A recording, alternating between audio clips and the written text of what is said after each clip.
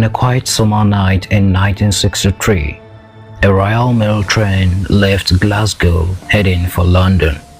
It carried money, millions in today's value, but it never reached its destination because waiting in the shadows was one of the boldest gangs in British history, and what followed became known as the Great Train Robbery. This wasn't just a heist, it was a story of precision, betrayal, and escape. A robbery so shocking, it's changed British crime forever. Today, we will dive deep into the planning, the night of the robbery, the aftermath, and the legendary hunt for the man who dared to steal a fortune from under the nation's nose. Before we begin, subscribe and turn on the notification bell. Some stories can change how you see the world, and this might be one of them.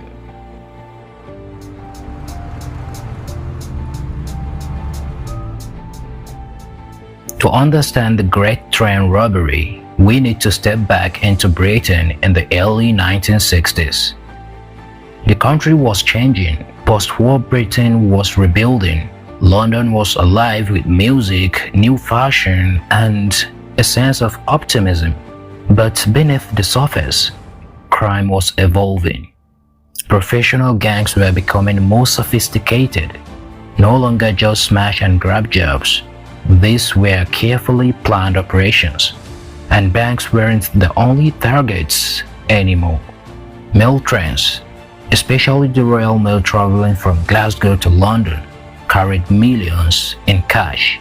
Old banknotes, money being moved between banks, even workers' wages, and security, surprisingly weak. For the right criminals, it was a dream opportunity.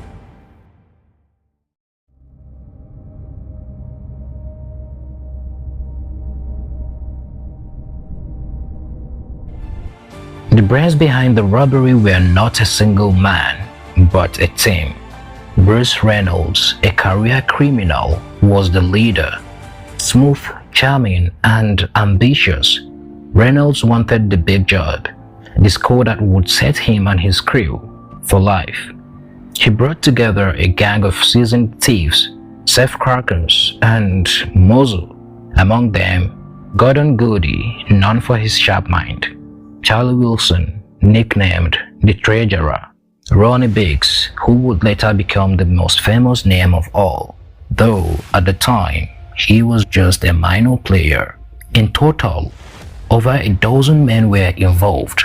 Each had a role, each was trusted, and together they would attempt something Britain had never seen before.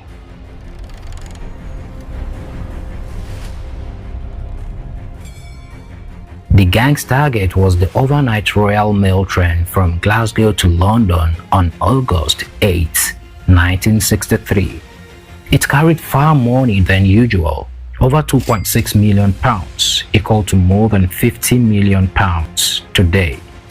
The plan was simple but daring. Stop the train, take the money, escape before anyone could react.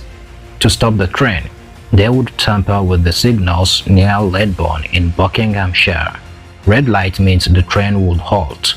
Then masked men would storm the engine, overpower the driver, and uncouple the money-filled carriages. The bags of cash would be loaded into waiting truck, and the gang would vanish into the countryside. It was risky. It required timing, discipline, and silence. But if it worked, it would be the biggest heist in British history.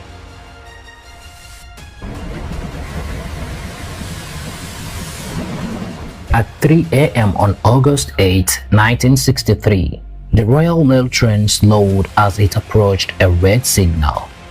Driver Jack Mills stepped on the brakes. He had no idea he was about to be part of history. Suddenly, men in balaclavas swarmed the train. They forced Mills out of the driver's seat, striking him when he resisted.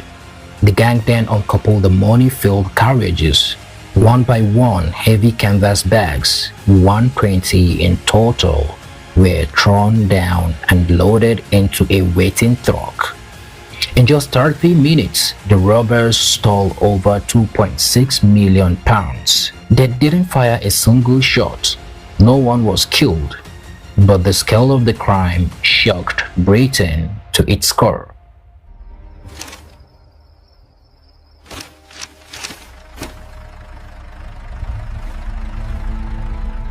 The gang drove their loot to a hideout, later sled farm, deep in the countryside. Here, they divided the money, played cards, even read newspapers about their own crime. For a brief moment, they had pulled off the impossible, but their success carried a flow. They left fingerprints and the police were already on their trail. The robbery was front-page news. The public was stunned. The government demanded answers, and the Scotland Yard launched one of the biggest manhunts in British history.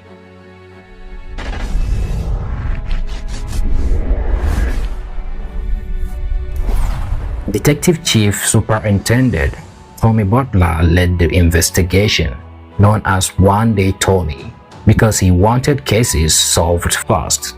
Butler was relentless. Police scoured the countryside, raided safe houses, and tracked every lead. Soon, they found Leather Sled Farm. Inside, they discovered fingerprints, evidence, and clues left by the gang. One by one, arrests followed. Bruce Reynolds fled abroad. Ronnie Biggs escaped for a while, but many of the gang were captured within months. The trials that followed were as dramatic as the robbery itself.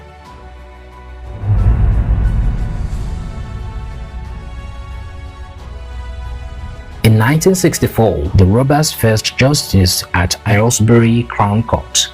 The sentence shocked the nation. Many of the gang received 25 to 30 years in prison. It was a clear message. Britain would not tolerate such crimes. But the story didn't end there. Ronnie Biggs, serving 30 years, famously escaped from Wandsworth Prison in 1965.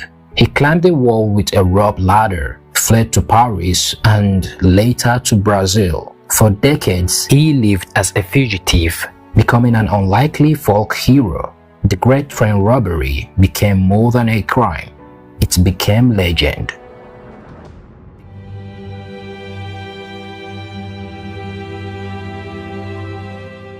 The Great Train Robbery changed Britain. It showed that crime could be big, bold, and organized.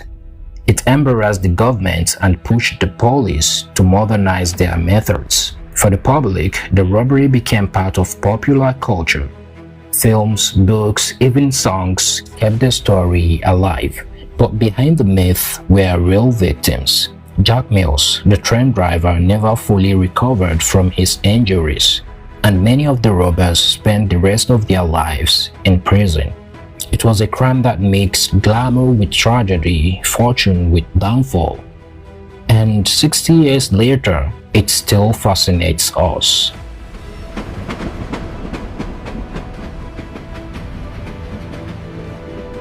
The Great Train Robbery wasn't just about money. It was about ambition, greed, and the length men will go to chase fortune. For some, it's brought legend. For others, ruin. But one thing is certain. On that summer night in 1963, Britain witnessed a crime that would never be forgotten.